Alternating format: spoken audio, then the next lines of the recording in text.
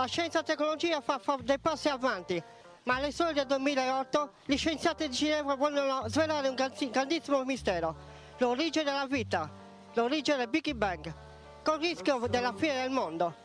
Ma cosa scopriranno veramente questi scienziati che un giorno o l'altro rovineranno anche questo mondo, come dice appunto Nostradamus, con la fine del mondo? Ma ci sarà veramente una grandissima scoperta. Vediamo cosa gli dice le persone per giro per le Cagliari. Seguiteci.